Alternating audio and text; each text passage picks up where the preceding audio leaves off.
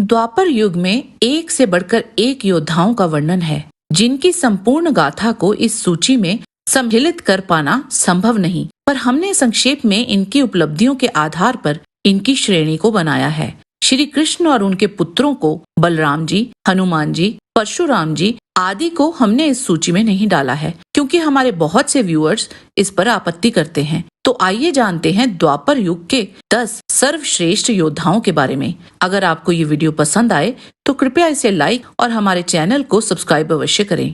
Number 10, Bhagadatta. Yudhishthir के अश्वमेघ यज्ञ के समय भगदत्त का अर्जुन के साथ बहुत लंबे समय तक युद्ध चला था। हालांकि बाद में उसने पराजय स्वीकार कर ली थी, पर उसने अर्जुन को कड़ी टक्कर दी थी। कुरुक्षेत्र युद्ध तक तो वह बहुत वृद्ध हो चुका था, फिर भी अपने विशाल हाथी सुप्रतीक की सहायता से वह भीम को पराजित करने में सफल हो गया था।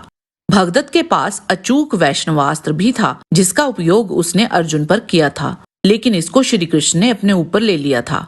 नंबर 9, घटोत्कच। वह एक शक्तिशाली राक्षस होने के साथ साथ मायावी और जादुई शक्ति के साथ युद्ध करने में निपुण था। उसने कुरुक्षेत्र युद्ध पहले दिन से लड़ना आरंभ कर दिया था। 14वें दिन तो वह अपने पूर्ण कौशल के साथ युद्ध लड़ रहा था।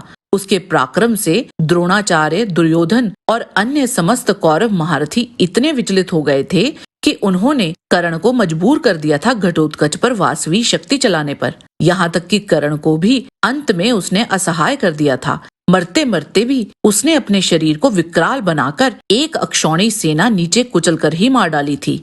नंबर 8, सात्यकी। महाभारत में सबसे कम आंका गया योद्धा अगर कोई है तो वह सात्यकी है। उन्होंने कई बार कर्ण को पराजित किया था, और तो और सात्यकी ने एक साथ गुरु द्रोण और उनके पुत्र अश्वत्थामा को पराजित कर दिया था। एक बहुत ही बड़ी उपलब्धि थी। इनके अतिरिक्त उन्होंने भगदत्त, भीष्म, कृपाचार्य, आलम्बुश राक्षस को भी पराजित किया था। जब अर्जुन जयद्रथ के वध के लिए निकलने वाले थे, तब युधिष्ठिर की सुरक्षा की जिम्मेदारी उन्होंने सात्यकी को ही दी थी, और वह निडरता के साथ द्रोण और उनकी सेना के साथ लड़े थे। नंबर 7, अश्वत्थामा। द्रोण पुत्र अश्वत्थामा एक विकट योद्धा थे। उनके पास नारायणास्त्र और ब्रह्मशीर जैसे अचूक अस्त्र थे। चाहे विराट युद्ध हो या कुरुक्षेत्र, उन्होंने हर बार अर्जुन के साथ डट के युद्ध किया था। उनकी और अर्जुन की धनुर्ता में कई समानताएं थी।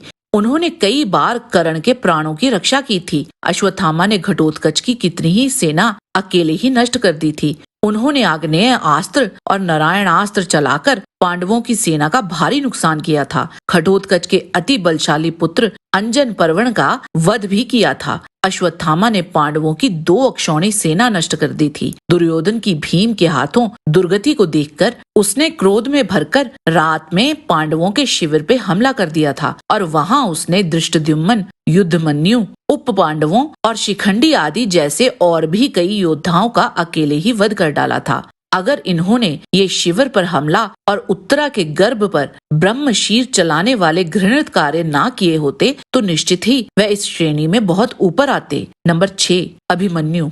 महाभारत के शायद वे ही एकमात्र योद्धा थे जिनकी बहादुरी को कोई चाह के भी भुला नहीं सकता। उन्होंने अपने पिता अर्जुन, बलराम, सात्यकी तथा प्रद्युम्न से हर प्रकार की शिक्षा ग्रहण की थी। गुरु द्रोण भी उनके युद्ध कौशल को देख अचंभित हो गए थे, और उनमें द्रोण को अर्जुन ही दिखाई दे रहा था।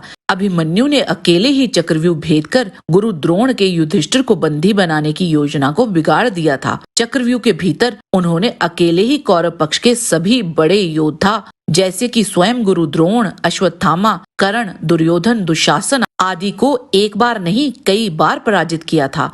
शायद अर्जुन के समान उनके पास भी अधिक दिव्यास्त्र रहते तो उस दिन के युद्ध का परिणाम कुछ और ही निकलता। नंबर 5, भीम। 10,000 हाथियों के बल के साथ भीम शारीरिक बल में सबसे अधिक बलशाली थे। वे न केवल एक अच्छे गदा चालक थे, बल्कि वे उससे भी अच्छे धनुर्धर थे। उन्होंने सभी 100 कौरव भाइयों को मारा था। एक और बात जो भीम को एक महान योद्धा बनाती थी वह ये थी कि उन्होंने कई युद्ध तो मानवता के कल्याण के लिए ही लड़ दिए थे, जिस युद्ध में उनका कोई निजी स्वार्थ भी न था। एक संपूर्ण गांव की रक्षा के लिए उन्होंने नरभक्षी बकासुर का वध किया था। जरासंध का वध कर बहुत से राजाओं को कारागार से मुक्त कराया था। इनके अतिरिक्त हिडिंब, जटासुर और किरमीर को केवल अपनी भुजाओं के बल से ही मार गिराया था। वह एकमात्र पांडव योद्धा थे जो शक्तिशाली नारायणास्त्र के आगे भी नतमस्तक नहीं हुए थे। द्रोण, कर्ण, भीष्म, शल्य, अश्वत्थामा,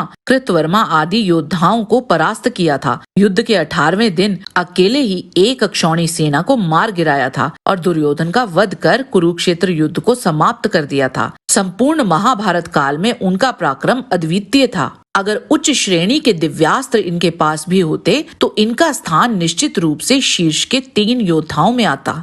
नंबर 4, कर्ण। सूर्यपुत्र कर्ण निस्संदेह ही एक शक्तिशाली योद्धा थे और उन्होंने कुरुक्षेत्र युद्ध से पूर्व भी अनेक युद्ध लड़े थे। भार्गव परशुराम जी का शिष्य रहते उन्होंने अनेक दिव्यास्त्रों का ज्ञान अर्जित किया था और उन्हीं से ही विजय धनुष भी प्राप्त किया था। रंगभूमि में जो अस्त्र कौशल अर्जुन ने प्रकट किया था वह सब कर्ण ने भी करके दिखाया था। महाभारत के कई प्रमाणित अनुवादित संस्करणों के अनुसार उन्होंने एक ही रथ पर सवार होकर दिग्विजय भी की थी, जिनमें भगदत्त, जरासंध आदि और भी कई योद्धाओं को पराजित किया था। कुरुक्षेत्र युद्ध में उन्होंने अति शक्तिशाली राक्षस घटोत्कच को वासवी शक्ति चलाकर मार गिराया था। अर्जुन को छोड़कर उन्होंने बाकी सभी पांडवों को पराजित किया था। उनके द्वारा चलाए गए भार्गवास्त्र को कोई भी काट नहीं पाया था।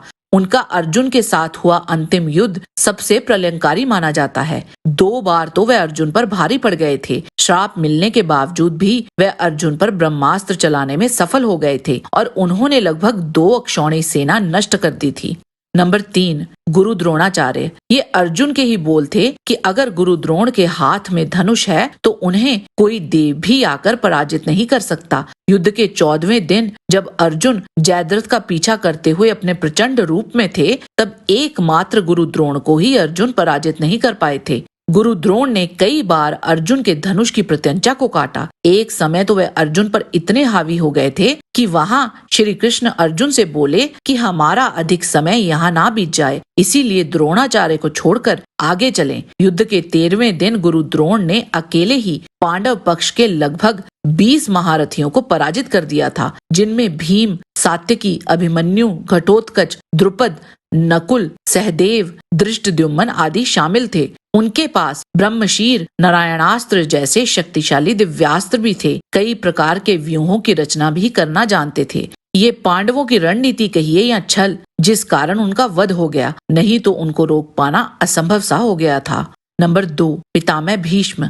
देवव्रत भीष्म ने देव गुरु बृहस्पति, दैत्य गुरु शुक्राचार्य, महर्षि वशिष्ठ, महर्षि च्यवन, सनत कुमार तथा परशुराम जी से हर प्रकार की शिक्षा ग्रहण की थी। अपने पिता शांतनु की मृत्यु के उपरांत भीष्म जी ने अत्यंत क्रोध में भरकर एकमात्र रथ की सहायता से अकेले ही सब राजाओं को जीत लिया था। काशी राज की 3 कन्याओं को उनके स्वयंवर से उठा लिया था और वहां उपस्थित सभी योद्धाओं को भी पराजित कर दिया था। अपने ही गुरु परशुराम जी को पराजय स्वीकार करने पर विवश कर दिया था। ऐसा पराक्रम था भीष्म जी का। जब तक हस्तिनापुर की कमान पितामह भीष्म के हाथ में रही, किसी भी पड़ोसी राज्य की हिम्मत नहीं होती थी हस्तिनापुर पर नजर डालने की। विराट युद्ध में केवल एक वो ही थे जो अर्जुन के सम्मोहन अस्त्र को काट पाए थे। कुरुक्षेत्र युद्ध आते तक वे बेशक बहुत वृद्ध हो चुके थे, परंतु फिर भी उनका पराक्रम अद्वितीय था। वह 10 दिन सेनापति रहे और उस दौरान पांडव कभी भी कौरव सेना पर हावी नहीं हो पाए और ना ही कोई बड़ा कौरव पक्ष का योद्धा ही मार पाए। उनके युद्ध भूमि से हटते ही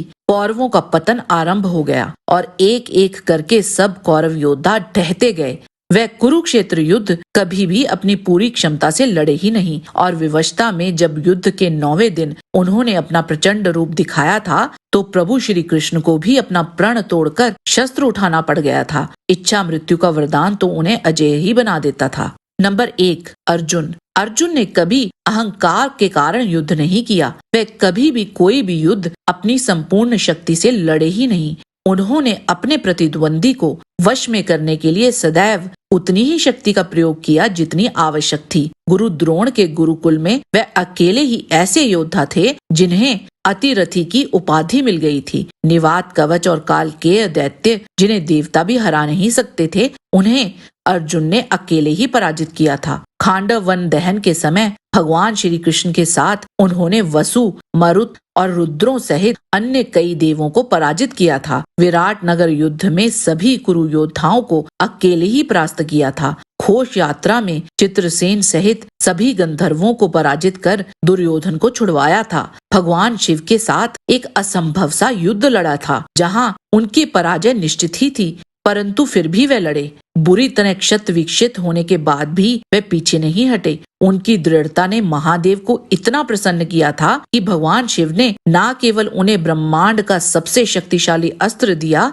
बल्कि उन्हें व्यक्तिगत रूप से प्रशिक्षित भी किया। और कौन था द्वापर युग में जिसे भगवान शिव से शिक्षा मिली हो। कुरुक्षेत्र युद्ध में तो वह अजेय योद्धा की तरह लड़े। 7 अक्षौणी सेना तो केवल एक ही दिन में उन्होंने मार डाली थी। कर्ण, जयद्रथ, भीष्म, भगदत्त जैसे और भी कई महारथी उनके हाथों से मारे गए थे। वह ही एकमात्र योद्धा थे जिन्होंने ये प्रश्न उठाया था कि युद्ध की क्या आवश्यकता है, और उनके इसी प्रश्न के उत्तर स्वरूप हमें महान ज्ञान प्राप्त हुआ, जिसे गीता कहते हैं। श्री कृष्ण के अतिरिक्त उनकी समानता करने वाला और कोई धनुर्धर नहीं था। यह सूची केवल कुरुक्षेत्र युद्ध पर ही आधारित नहीं है। हमने संपूर्ण महाभारत के संदर्भ से ये सूची बनाई है। आज के वीडियो में बस इतना ही। आशा करते हैं कि आपको हमारा ये वीडियो पसंद आया होगा। कृपया इसे लाइक और शेयर अवश्य करें। किसी भी प्रकार की त्रुटि के लिए आप सबसे क्षमा याचना करते हुए आपसे निवेदन है कि प्रेम पूर्वक परम पिता परमात्मा को मन में धारण करें और बोलें, वैदिक सनातन धर्म की सदा ही जय।